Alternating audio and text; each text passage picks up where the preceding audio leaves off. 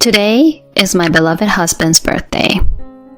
I secretly took the afternoon off to pick up his favorite cake from the bakery.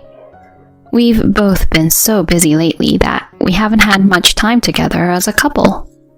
My husband doesn't really care much about his own birthday, but I think these moments are important. After picking up the cake, I stopped by the grocery store to buy ingredients for dinner, imagining his surprised face as I happily made my way home. But the moment I opened the front door, my mind went blank. What? What's going on? There was a pair of unfamiliar pink pumps in the entryway. As I stood frozen, I heard a sweet, unfamiliar female voice overlapping my husband's voice from inside the room. I couldn't believe this was happening, but I couldn't just ignore it. I decided then and there to get revenge.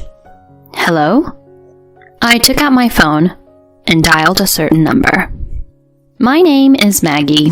I'm 32 years old. I've been working at a cafe I've known since my student days, where I'm now the assistant manager. The current manager is transferring to another branch, and I've just been selected as a candidate for the manager position. It's my first time in such a role, and I'm a bit nervous, but I have a reason to give it my all: my husband. I married Victor 3 years ago. He's kind to everyone, always respects my opinions, and that's why I fell for him. He's just as kind as when we first started dating. Just the other day, when I told him I was a candidate for manager, he was thrilled. What? That's amazing. Well, I was acting as the manager when our manager was helping at another store, so... Even so, it means you're recognized as capable of being a manager. That's really incredible. Managing a whole store?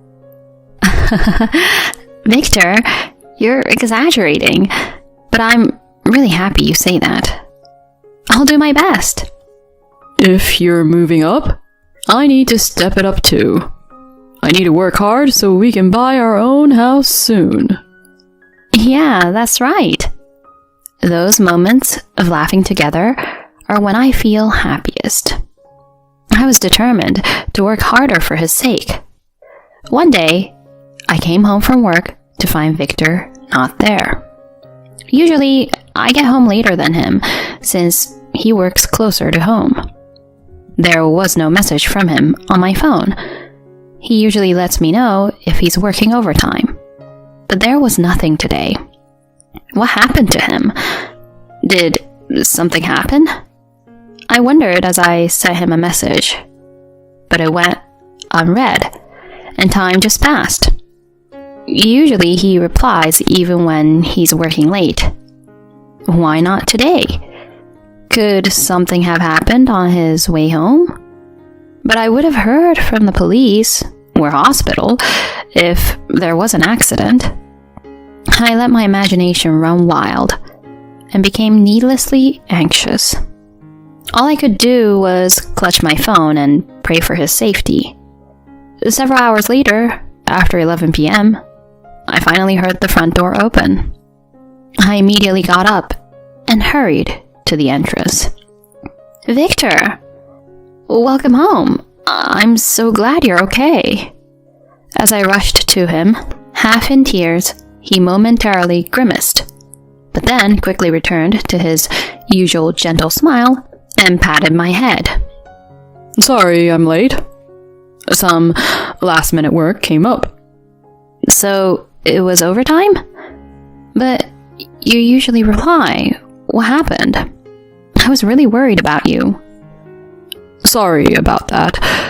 I was so busy today, I didn't even have a moment to check my phone. It must have been tough. Why don't you go take a bath? It's ready. Yeah, I will. Thanks, Maggie, he said, embracing me gently. That's when I noticed a faint, sweet scent coming from him. Shocked, I just stood there frozen. He went to the bath without noticing my reaction. Left alone, I walked shakily to the sofa, sat down, and tried to make sense of things. That smell was definitely perfume. But he doesn't wear perfume, and I've never even bought any. So where did that scent on him come from? Driven by concern, I decided to ask him directly. As soon as he came out of the bath, I broached the topic. Hey, Victor, sorry to bother you when you're tired, but I need to ask you something. What's up? Well, I felt guilty as I looked at his kind face. Should I really be asking this? Despite my internal struggle, I decided to share my doubts. When you hugged me earlier, I noticed a really nice smell on you. It was sweet. You were at the office all day, right? Yeah. I was at the office. Maybe the smell is from the female stuff? It could have transferred to me. But I've never noticed it before. If it was from a colleague, I would have smelled it on you before. It was just a coincidence today. Sorry if it made you feel bad. I'll be more careful next time. Okay. He looked somewhat stiff as he shifted his gaze to his phone. His answer wasn't what I was looking for, but I couldn't push any further. From that day, I started to feel uneasy about his behavior. His occasional overtime became almost daily, and he would return home around midnight. Plus, he started going out with colleagues on weekends. Just last weekend, he said he was going on a trip with a coworker and left early without telling me where. He didn't bring back any souvenirs or show me any photos from the trip, despite my asking. This all made me start to suspect something was off. Unable to stand it any longer, I decided to check on him at his office. I left work earlier than usual, saying I had an errand, and headed to his office. I sat on a nearby bench and waited for him to come out. After about 15 minutes, I saw him leave the office. So it wasn't overtime after all. Is he meeting someone? I discreetly followed him, but he just walked towards the station. He didn't seem to be meeting anyone there either. Am I just being paranoid? Just as I was overwhelmed with guilt, I hurried over to him. Victor! Maggie? What are you doing here? What about work? Sorry, Victor. I actually doubted you. Holding back tears, I explained why I was there. He listened in silence, then sighed softly. You worry too much, Maggie. Why would I cheat you? I'm married to you. I know. Sorry. But you've been coming home late and spending weekends away. That's why I got anxious. Sorry for making you feel that way. There's no way I would get involved with someone else while I'm married. Yeah, you're right. I'm really sorry for doubting you. It's okay. Anyway, let's go home now. How about we grab dinner somewhere? Let's do that. I was thrilled about dining out with my husband after such a long time. All my worries and negative thoughts just melted away. I was convinced he hadn't betrayed me. But at that moment, I was oblivious to where he had really been planning to go that day. 2 weeks later, it was Victor's birthday. I had told him I would be a bit late from work, but planned a birthday party. In reality, I had taken the afternoon off to prepare for it. I usually don't take many days off, so my request was easily approved. After finishing my morning duties, I left work with a spring in my step to pick up the cake I had reserved at his favorite bakery. We have both been busy lately, and hadn't spent much time together. He himself didn't seem too interested in his birthday, but I thought these moments were important. After picking up the cake, I stopped by the grocery store to buy ingredients for dinner, happily picturing his surprised face as I headed home. But the moment I opened the front door, my world turned upside down. What? What's going on? There were unfamiliar pink pumps in the entryway. As I stood frozen, I heard voices from the bedroom. Are you sure this is okay? Isn't your wife at work? It's fine. She won't be back till tonight. But are you sure she hasn't found out? Didn't you run into her at the station the other day? Yeah, that was a close call. I just said I got off work early and went to eat, but sorry I couldn't see you that day. It's okay. It would be worse if we got caught and I couldn't be with you anymore. You're so cute when you say that. His voice overlapped with that of the unfamiliar woman. They were in the bedroom, embracing each other. I was so shocked that I couldn't even cry. Without realizing it, I started recording their conversation on my phone, capturing the proof of their affair. I couldn't believe this was happening, but I couldn't ignore it. I had to get my revenge. This was my only chance. I took out my phone and called a certain number. Hello? Is this Lance? It's been a while. This is Maggie. I called Victor's father, Lance, not explaining the situation but asking him and his wife to come over immediately. He sensed the urgency and said he'd be right over. It's only a 15-minute drive from their house to ours. After hanging up, I called another number. Hello? Is this the police? There's a stranger in my house. Can you come right away? Yes, I called the police. After giving them my address, they said they would be right over. Waiting at the front door, the police and my in-laws arrived almost simultaneously. I followed them, walking behind everyone. We tiptoed to the bedroom door. I said, "That's the room," and the officer opened the door with force. Police? What? The officer was surprised to see Victor and his mistress. My in-laws were completely frozen. But my husband and the mistress were the most panicked. She tried to hide under the covers, while he turned pale and looked around frantically. Maggie? What the hell? What do you mean? I came home and heard a stranger's voice. So I called the police. Why did you have to call my parents too? You're crazy. Who's crazy here?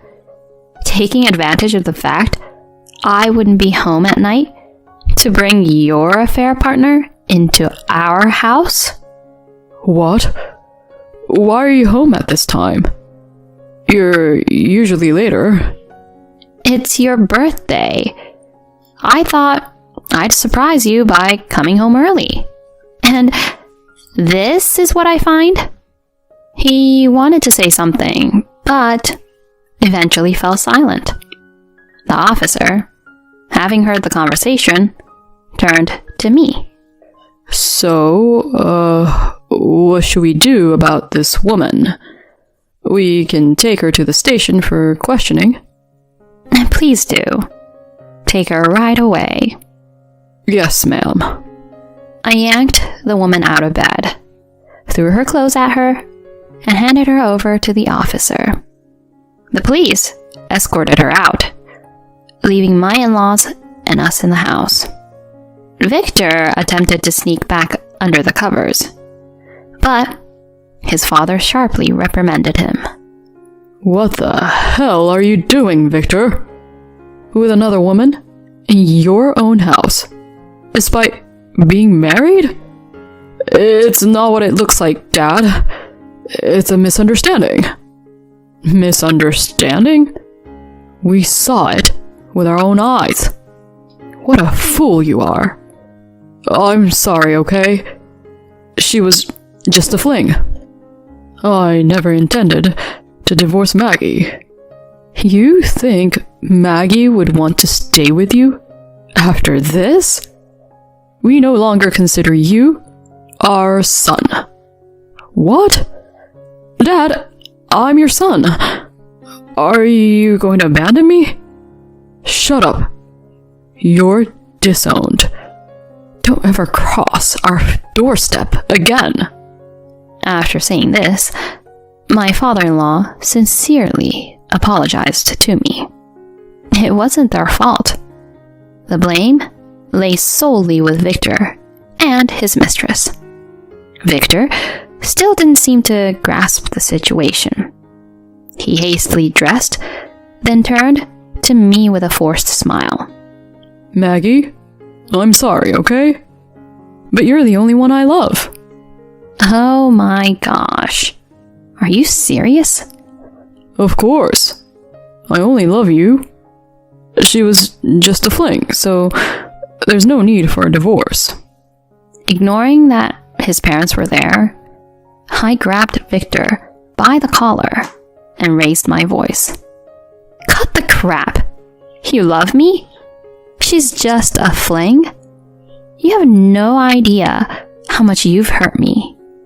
Finding out about your affair on your birthday? There's nothing worse. You made me feel miserable, and you're going to take full responsibility for that. Don't be so mad. I won't see her again. I'll delete her number. Do whatever you want. I won't see you again, and I'll delete your number too. Wait, you're joking, right? We're married, are we? Do you think I'm joking? I have no intention of continuing a relationship with a scumbag like you. I'd rather live alone than continue being married to you. Don't ever interfere in my life. Again. His face turned pale, and tears filled his eyes. He called my name several times, but I ignored him and left the room. Later, I packed my things and moved back to my parents' house. After settling down, I consulted a lawyer and filed for alimony from Victor and his mistress. The divorce proceedings are also underway. The recorded evidence and the fact that my in-laws witnessed the affair are working in my favor. The lawyer is skilled, so it's only a matter of time before the divorce is finalized. Surprisingly, it turned out that his mistress was also married. She and Victor are facing a lot of trouble, being sued for alimony by her husband. Their relationship soured due to the alimony issues. They argue constantly and are unlikely to end up together even after my divorce is finalized. I informed Victor's company about the divorce and its reasons, so he's lost his standing and is facing a possible transfer to a regional branch. All I can say is they got what they deserved. As for me, after staying with my parents for about a month, I rented a house near my workplace. I've officially become the manager, and I'm living fulfilling days. Though it ended in divorce, I have no regrets. What matters most is how I live my life happily from here on out.